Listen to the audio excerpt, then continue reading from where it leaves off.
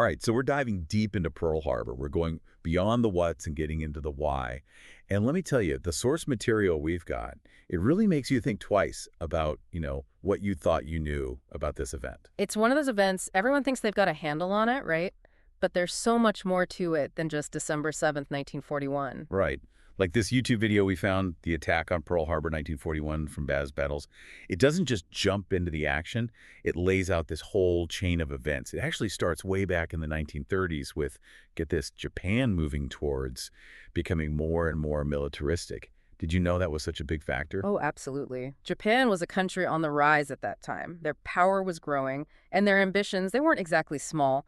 They were looking across Asia, and that made the other world powers nervous, especially the U.S. They saw Japan as potentially a big threat to their own interests in the Pacific. Okay, so it's like everyone's trying to figure out like their place on this global chessboard, right? Yeah. And then the U.S., they make a big move. They beef up their Pacific fleet, even station a bunch of it right there in Pearl Harbor. And that's where things get really interesting. You see, at the time, the U.S., they saw this as a defensive move. They figured a strong military presence, that'll make Japan think twice about, any aggressive action. It was supposed to be a safeguard. But, and this is what I found so insightful, it kind of backfired, didn't it? Japan, they saw this as a challenge. Like the U.S. was trying to box them in, limit their influence. It definitely poured fuel on an already tense situation. Imagine you're trying to make your mark on the world and someone drops a big roadblock right in your path. Changes everything, doesn't it? And then, to make things even more complicated, the U.S., they hit Japan with those trade restrictions. Don't forget about that oil embargo in 41. Talk about turning up the heat. Oh, that was a turning point for sure. Japan, they relied heavily on the U.S. for oil. It was essential for their military, for their industries, for everything. Cutting that off, it was a huge blow. Put them between a rock and a hard place. Okay, so we've got Japan feeling the pressure, their ambitions bumping up against U.S. interests. What happens next? Well, that's where our deep dive really kicks into high gear. We're about to explore how this powder keg finally blows. So we've got all this tension, all these power plays, right? But how do we actually get from there to, a full-on attack? I mean, what was Japan thinking? Well, the sources we're looking at, they paint this picture of a country that's feeling trapped, like they're backed into a corner. It's almost as if they saw conflict with the U.S. as, well, inevitable at that point, like they were out of options, at least good ones. And I'm guessing backing down wasn't really on the table, was it? Not a chance. Japan's military leaders, they were all in on this idea of expansion. It was about national pride, Giving in to the U.S., that would have been, well, a huge blow to their pride. Humiliating, even. So they decide to go for it. Take this huge gamble. I mean, a surprise attack on Pearl Harbor. It's wild, even now, thinking they could actually pull it off. Oh, it was definitely a calculated risk, big time. The source material actually goes into all these crazy details about how carefully they planned everything. Like, did you know that they even took into account the depth of the harbor at Pearl Harbor? Really? And why is that so important? Well, it turns out standard torpedoes, they would have just sunk straight into the mud. Too deep, you see.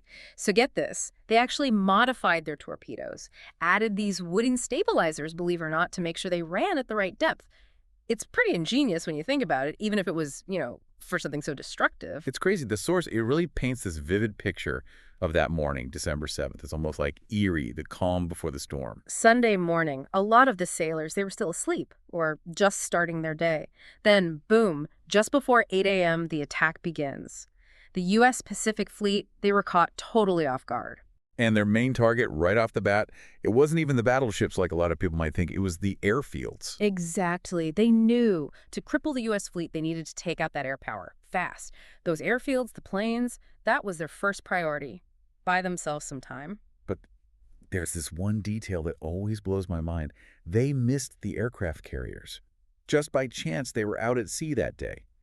And that changed everything, didn't it? Absolutely. Those carriers, they became a vital part of the U.S. counteroffensive. It just goes to show, even with all that meticulous planning, you can't predict everything in war. They caught the U.S. by surprise, but man, the cost, the source really lays it out there. It's just unbelievable. The devastation at Pearl Harbor, it was something else. No doubt about it. The damage was significant. We're talking battleships crippled by multiple torpedoes, the Arizona exploding with enough force to shake the whole harbor, over 2,300 American military personnel lost, thousands more wounded. It's hard to even grasp the scale of it all. It really is. And even after that first wave, they didn't stop there. No, the Japanese launched a second wave targeting anything they missed the first time around, but by then the element of surprise, it was gone, and the U.S. forces, though battered, they were fighting back and fighting hard. Yeah, this source mentions the USS Nevada. Even though she was hit, she actually tried to make a run for it. Can you imagine? Talk about resilience, right? Yeah. That's America for you. Even against those odds, it's that spirit, that never give up attitude. It really shines through in those moments. And it would go on to define how the U.S. responded to the attack as a whole. It's such a fascinating turning point because, yeah, Pearl Harbor, it was a victory for Japan, tactically speaking, but the source is clear. Strategically, it was a huge, huge mistake. Couldn't agree more. They achieved their immediate goal, crippling the Pacific Fleet, but they completely misjudged how America would react. Woke up a sleeping giant, as they say. It was more than that. This unified the nation. Before Pearl Harbor, there was still this feeling of, let's stay out of it, this whole isolationist sentiment.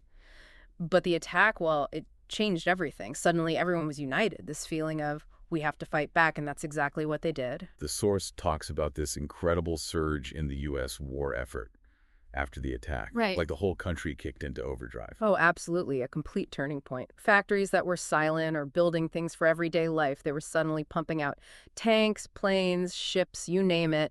Millions signed up to fight, ready to defend their country.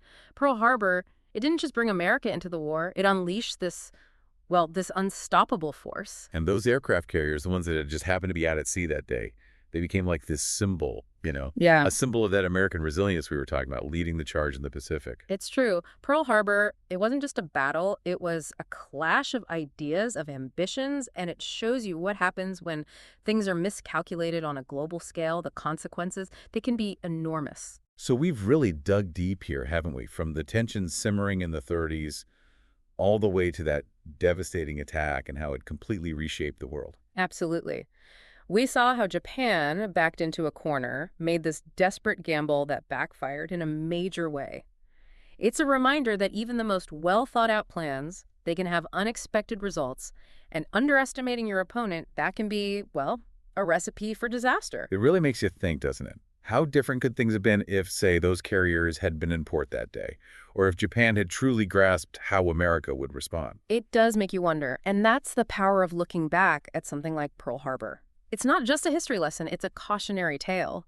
It reminds us that the world is complicated, and we have to be really careful about the choices we make, the potential consequences, because they can reverberate for generations. A lot to think about. Thanks for joining us for this deep dive, everyone.